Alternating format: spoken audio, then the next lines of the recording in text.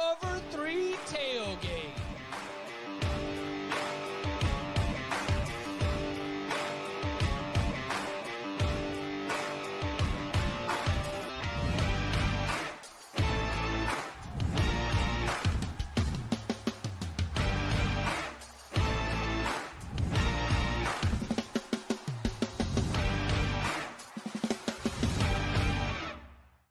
And welcome back to the Cover 3 podcast here on CBS Sports. That's Tom Fornelli. I'm Chip Patterson coming to you live at youtube.com/cover3 and everywhere you get your podcasts on demand. Thanks for hanging out. Smash that subscribe, smash that like, and come and join us in the chat, aka the Cover 3 Tailgate, where they see those sirens in their feed. They know exactly what that means. Congratulations, Tom. First emergency podcast of the 2025 season. Woo! We did it. We did it. Hell yeah. All right. Man, there's so many people I have to thank. I know. And a lot of, look, the reaction that we have gotten from all of the fan bases has been robust, because what we have learned is the NCAA penalties for Michigan's sign stealing scandal. The NCAA likes to call it the impermissible scouting scheme in the Michigan football program. And so among the different levels of penalties that we have 4 years of probation. We have some pretty significant financial penalties that, if you add them all up, the big final bill is about $20 million. No. It's higher than that. Okay, we will get into that in just a little bit. We've got 14 weeks of probation when it comes to recruiting, a 25% reduction in official visits, an 8-year show cause order for Connor Stallions, a 10-year show cause order for Jim Harbaugh, a 3-year show cause order for Denard Robinson, a 2-year show cause order, and a 3-game suspension for head coach Sherrone Moore. The NCAA is accepting the 2-game suspension that Sherrone Moore will serve this year, but he is also going to be suspended for the first game of the 2026 season, which is a game against Western Michigan in Germany. So, sorry, Sherrone, we won't get to take part. Put the passport away. Yeah, put the passport away. You're going to have to catch up with everybody when they get back stateside. Tom, you've already gotten a column on CBSSports.com to address some of this. Why don't we start with any clarifications of my summarization of the penalties here? The penalty, like the show causes are pointless. Jim Harbaugh, 10-year show cause. He's not coming back. Like it doesn't matter. Connor Stallions. Okay, who was going to hire Connor Stallions after this? Like, okay, you gave him the show cause. No, the takeaway is the fine. It's going to be at least $20 million, but as Ross Dellinger went over, the fine could end up costing Michigan $35 million. Wow. And the way to think of this is Michigan doesn't have to write the NCAA a check. That's not how the fine works. This is just money Michigan won't get. Like, they will not get money from the college football playoff. They will not get money from a bowl game. So, no, there's no postseason ban, but there's no money for playing in the postseason either. They're going to basically be playing those games for free the next 2 years, if they even play in them. My general takeaway is positive. Ooh, okay. I think the NCAA finally woke up. The lead of my column is that college football is professional football, and the NCAA finally realized it. No more vacated wins, no more empty gestures, no more punishing players on teams that had absolutely nothing to do with any of the infractions against it. If you want to punish these schools in this modern era of college football, you hit them in the wallet. We've seen fines before. The biggest fine I can remember was Tennessee in 2023, getting like $8 or $9 million for like the 1,000 level 1 violations against Jeremy Pruitt.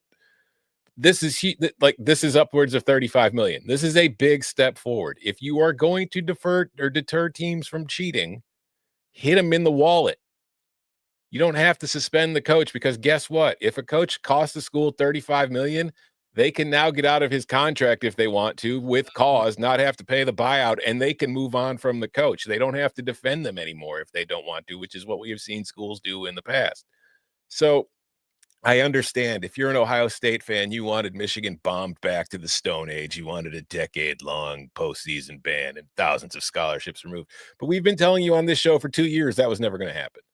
The biggest impact punishment Michigan was going to receive already happened when Jim Harbaugh was suspended for games at the end of 2023 and wasn't on the sideline for the Ohio State game. That was as big as it was going to get as far as on the field.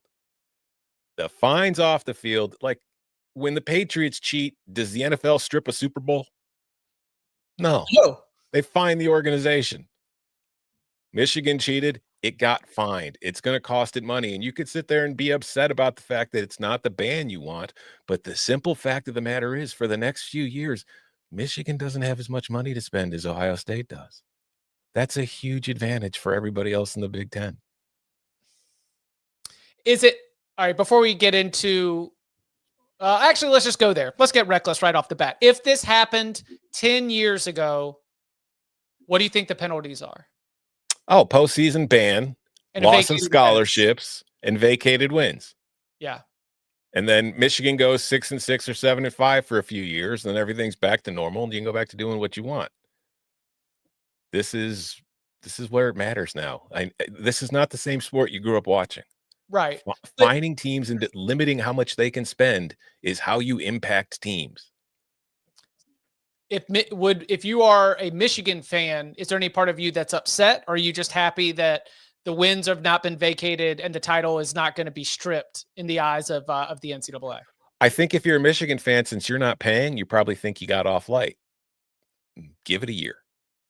When the transfer portal comes next offseason and you don't really have the money available to go get what you want, because like I saw like our former colleague Dennis Dodd tweeted out Michigan's endowment and how this was only like 0.001% of Michigan's endowment. Yeah, well, Michigan's endowment wasn't paying for transfers to begin with, and they're not actually paying the money. This is just a loss of future earnings, which hurts. I know it's new. I know it's not what you wanted, but I'm telling you, this is a much better model going forward for how to punish programs for cheating, and it will lead to more deterrent. It'll be more of a deterrent than anything. Are you sure? Because there is a takeaway that says it was worth it.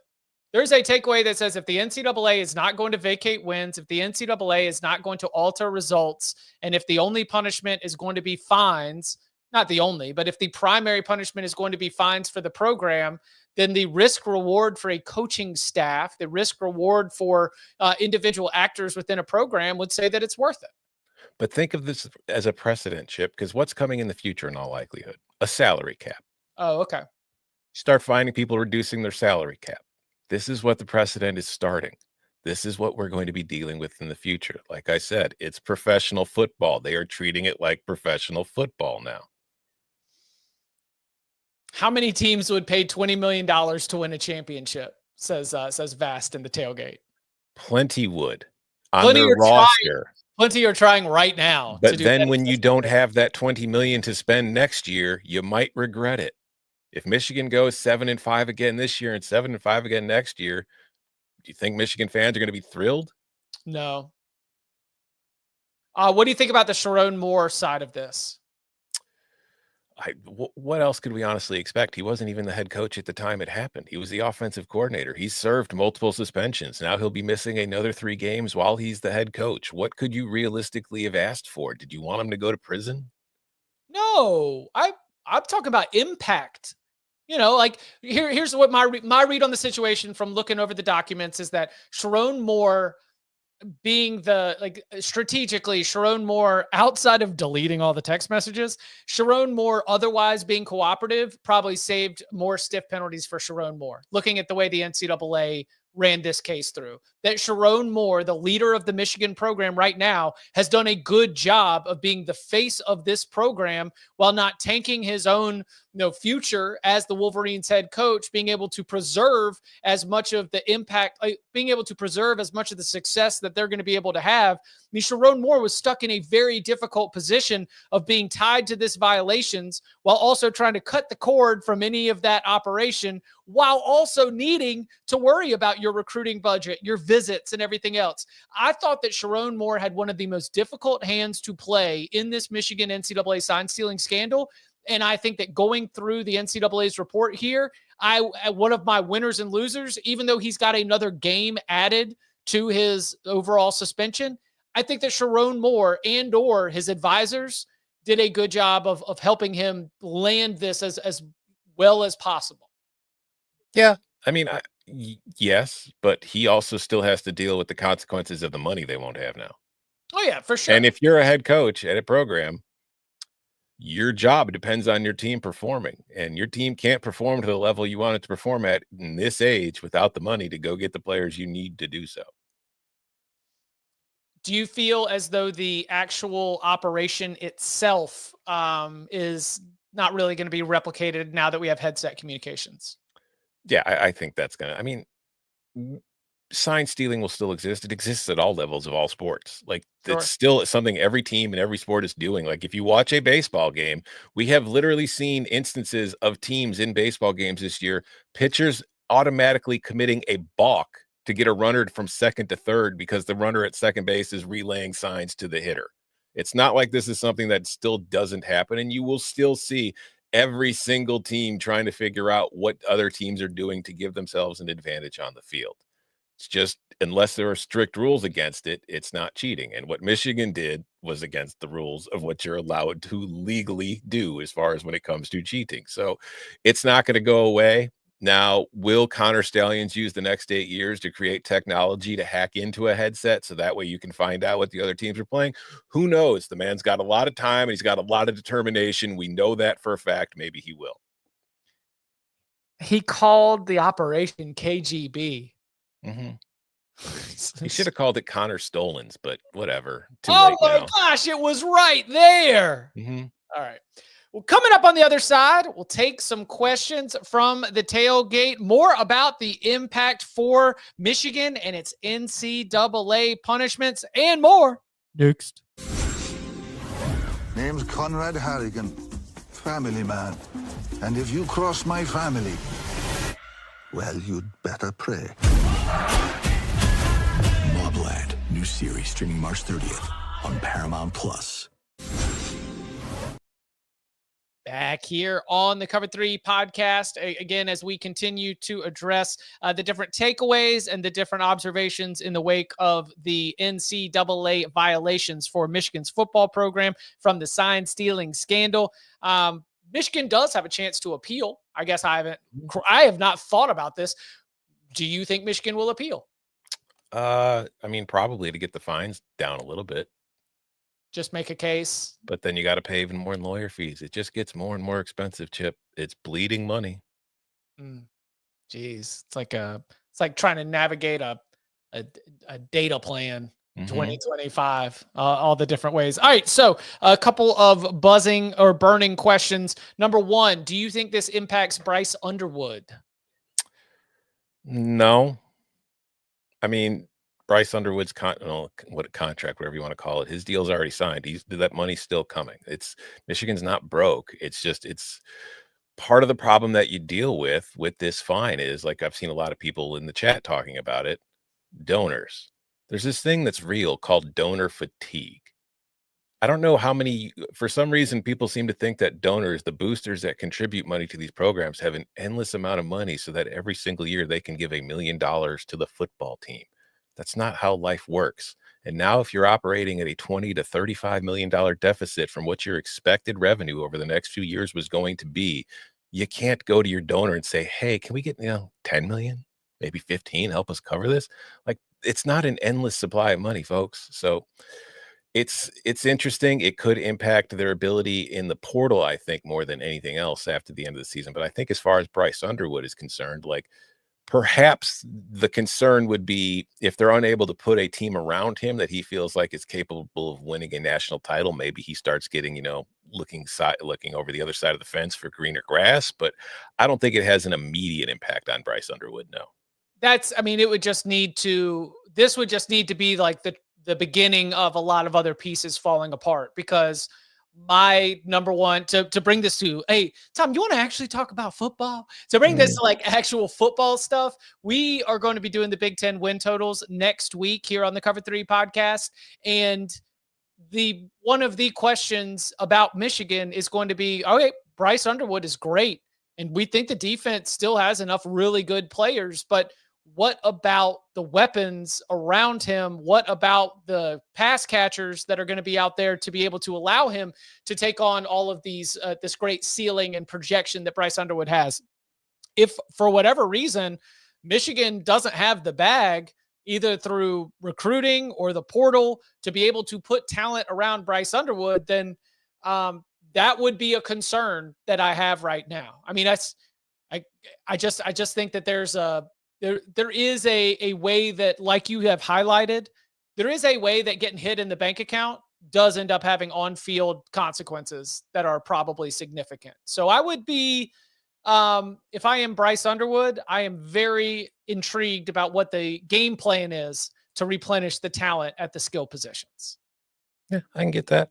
But it'll be interesting to see. We don't really know. We've never seen a fine this way levied against a program in this age. This is just going to be a very interesting test case. Yeah. Who is the maddest? Ohio State fans, other Big Ten coaches. I'm starting to hear a lot of rest of the Big Ten throwing out some WTF. Love coaches, but they're no different than fans when it comes to how they respond to these things. They wanted the hammer. They wanted Michigan bombed to the Stone Age. But it's when college football is now a business and you are the Big Ten and the NCAA and you are making all this money, it is not beneficial to your bottom line to take one of your premier programs and bomb them into the Stone Age. Michigan is still a premier program. Fox does not want Michigan to suck. The Big Ten does not want Michigan to suck. The college football playoff and the people who broadcast it do not want Michigan to suck. They want the program to be good and competing. It's a business, folks. Postseason ban. Here's what I like about this sort of like tricky, bait and switch here, because by limiting postseason dollars, you are still allowing everybody else to profit from Michigan being in the postseason without letting Michigan be in the postseason. Mm-hmm. Yeah. I think it's, I think it is more significant than rival fans understand right now. And we're not used to this yet. Yeah. Do you agree with the notion that other Michigan sports could end up feeling the trickle down from this? Yes. Okay. Yes. In fact, I think there's a good chance that other sports feel it more than football does in a real way. See, that's interesting. Because the donors will donate money for football. I don't know if they will be willing to help cover the losses for the volleyball team. Like, hey, sorry guys, but when we're putting together that non-conference schedule for our soccer team, we really need y'all to stay within Greyhound distance. Mm-hmm. Yeah, we're riding the bus this year, kids. Riding the bus, not the charter. No, Greyhound, baby. That's where we're going to be going. The yellow bus, not even a Greyhound. Your elementary school bus is how we're going. We're going high school style here, folks. All right. So we've gotten a little bit, deeper into this. We've gotten enough serious. Did anything make you laugh? Anything amusing within the piece, within all of the reported information? The show causes made me laugh. The Jim Harbaugh show cause is hilarious to me. Yeah. It's like you're going to give Nick Saban a show cause now too. Like, I mean, they're not coming back, folks. Like Jim Harbaugh won a national title at his alma mater and then immediately went back to the NFL. He accomplished what he accomplished. If it doesn't work out with the Chargers, it's not like he's going to take a job at Toledo. Right. No, he's done. Craig's hit my Craig in the tailgate just identified what I think is pretty great. And username Loblaw also did it. The fact that they just threw all of throwing the electronic devices to the bottom of the Metro Detroit pond is it's pretty fantastic. I mean, how many times in fiction do we see someone like throw a phone into the ocean? Like that's the answer, I'm sure. I don't find pollution funny. I guess you guys do, but I care about the planet. Oh, okay. Well, I'm glad that you care about the planet. You guys are mad that Michigan didn't get bombed to the Stone Age, but you're fine with destroying the place you live on. Really shows where your priorities are. There is a detail that describes Connor Stallion's actions when the scandal first hit. I need that recreated into a movie. His instructions to an intern and a student athlete which, by the way, I don't know which football player was in cahoots with Connor Stallions, but I just want to know what that scene looked like in the football office as he's asking everybody to dump out backpacks, delete all the text messages and everything that was going on. Just sort of those frantic moments of the bad guy right when they realize they're getting caught and everything's starting to crumble down. Just a great part of any movie or television show. Throwing the phone into the bottom of the pond was pretty good.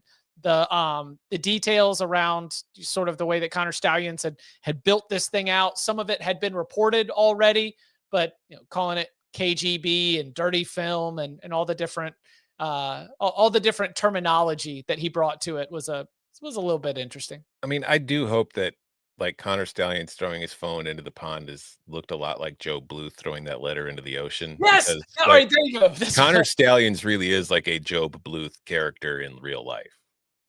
Little bit different interests, but just the self-awareness seems to be about the same levels.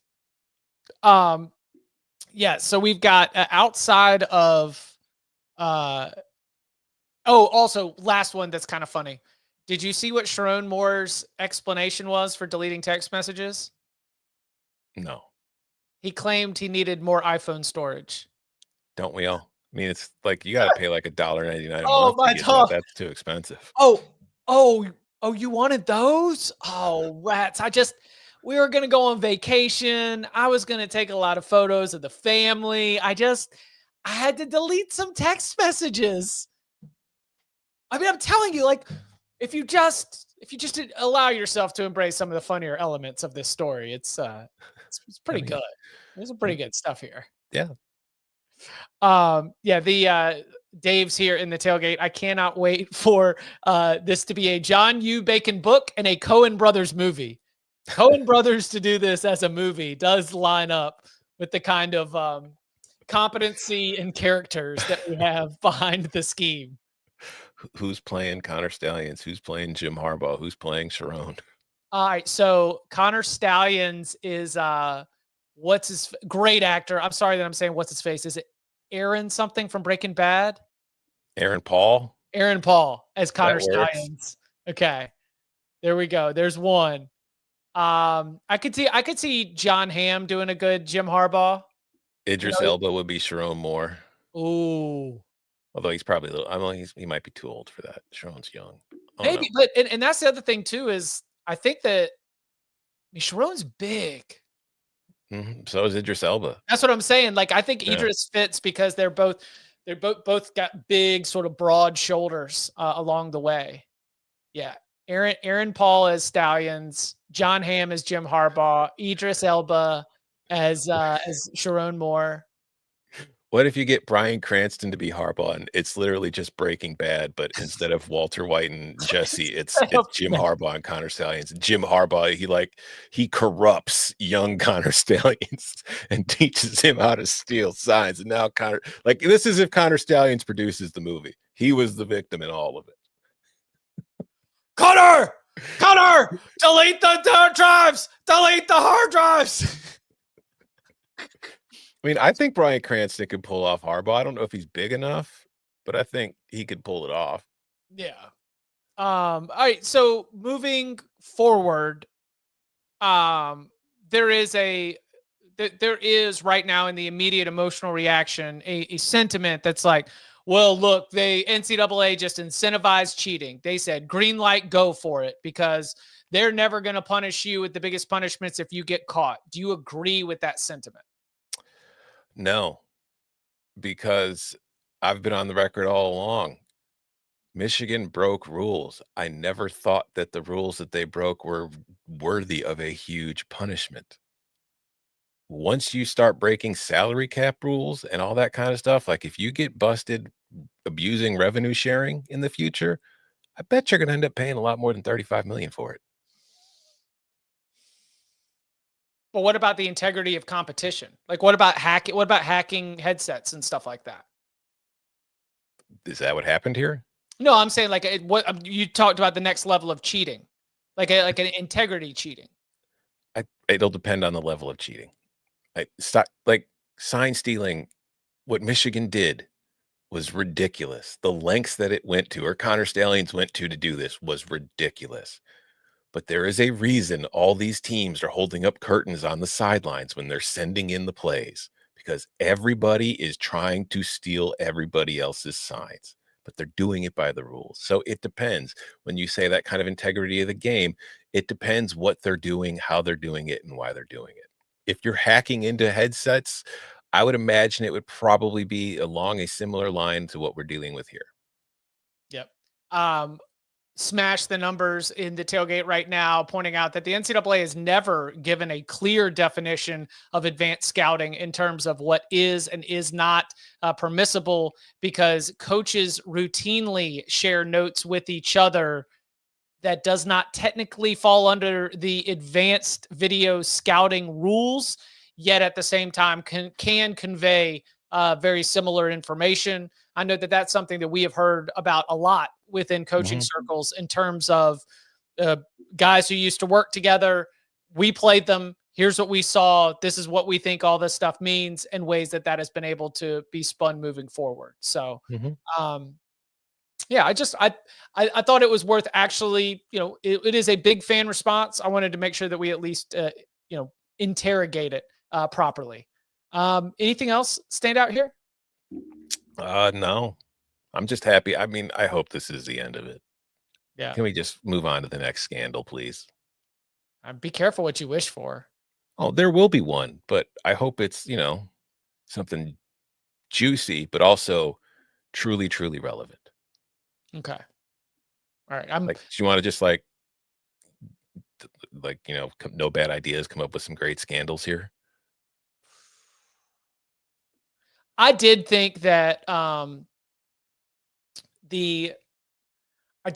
when we first introduced NIL, the opportunities for there to be some really good back and forth between like booster, business owner, and star player could produce something. But I think most of those get handled before we even know about them. Like if there is an issue, I wanted to have like a really good scandal that comes out of, like, for example, remember the Syracuse basketball car wash jobs? Mm-hmm. That was a great scandal, Yeah, I got a job at a car wash. Yeah, maybe Moneyline Mateer will be our next scandal. Moneyline Mateer is about to be our next Heisman Trophy winner. I do want to say, for those currently watching and listening, because there does seem to be a lot of confusion. A school, do you think Michigan is using its endowment to pay for football? No. Michigan's endowment doesn't matter, folks. It's not related to the athletic department. And again, you could think 35 million is small. There's room for wiggle room there, but again, it's in line with what the punishment should be. Also, remember that for a long time, Michigan football was performing at a level that the university was happy with, and that Michigan fans were not happy with, because they were just going through the business with a nice 8-9 wins, sell out the home games, and be respectable type program, because the university ain't going to sell out the entire university for the football program. Is that fair? Yes. Okay. That's what, we used to remember when Jim Harbaugh was on the hot seat and we had to yell at people and say, Jim Harbaugh's not on the hot seat. Yes. All these former Michigan players were trying to get Jim Harbaugh fired or on the hot seat. Look, it is going to be interesting how the last 3 years of the Jim Harbaugh era, 3 Big Ten titles, 1 national championship, have really kind of forgotten how much tension there was about Jim Harbaugh 2019, 2020. Jim Harbaugh willingly taking a pay cut and then coming back and being able to deliver results at a high level. So, yeah, I think that the Michigan football program is going to be hit in the pocketbook. And as Tom said here, and as you can read on the story on CBSSports.com, it's probably a glimpse into the future of what punishments are going to look like now that the sport has been professionalized. Mm-hmm. And the amount of money levied will be dependent on the infractions. Yep. All I right. mean, I don't wish it on anybody, but I truly want to see the first school that's busted messing with revenue share rulings. I want to see what they get hit with. What happens to pro teams when they get caught messing with the salary cap? I know that I can't think of an instance off the top of my head in which teams were. Maybe the chat will know. I couldn't tell you. I don't know. I know that if we go, I mean, hey, the Premier League's starting in 90 minutes here, Chip. A lot of soccer clubs have been hit with some big fines in recent months for breaking the, spending rules there, which And are extremely rigged, by the way. And You think we got it bad now? You think the NCAA rigs it for the big schools? You should see what the soccer leagues in Europe do for the big teams. D-Brained in the tailgate mentions you lose draft picks. Yeah, that hurts. Yeah. Mm-hmm. So it's basically the equivalent of what? Fine and scholarships. What happened here? They got scholarship reduction and fine. Yeah. Yeah. And some recruiting restrictions as well. As we said, we are not putting a lot of weight into the punishments for Connor Stallions and Jim Harbaugh, who are probably not coming back. Sherrone Moore has no additional punishments for this season, but will miss the season opener of 2026. And again, $50,000 fine plus 10% of the budget of the football program, equivalent to the anticipated loss of all postseason competition revenue for the 2025 and 2026 football season, a fine equivalent to the cost of 10% of the scholarships awarded total for the Michigan football program for the 2025 academic year. That estimation anywhere from 20 to $35 million coming in for Michigan football. So a tough financial situation ahead. We'll see what the impact ends up being. Lots more to come. Lots more to come here on the Cover 3 podcast, where, of course, next Monday we will be back 11 a.m. Eastern time, where we are going to begin our Big Ten win totals. That means that we give you the first half of the conference. That will be, all right, so let's count them. Because remember, you always got to start with I. Illinois, Indiana, Iowa, Maryland, Michigan will be a part. Michigan State, Minnesota, Nebraska, and Northwestern. So everybody from Illinois through Northwestern for part one. Part two gets going with Ohio State, Oregon, Penn State, and the rest of the conference. So make sure you come and hang out. Big Ten win totals next week. Win totals locks next week. Week 0 locks next week. And as Tom said, this Michigan sign stealing scandal that has brought us a lot of conversation over the course of the last 2 years and change. Now we have at least gotten a little bit of finality. We'll continue to bring more fallout as we get it. And you can follow him on Twitter at Tom Fornelli. You can follow me at Chip_Patterson. Gentlemen, thank you very much. I think it's great that both Big Ten episodes will start with the two best programs in the league.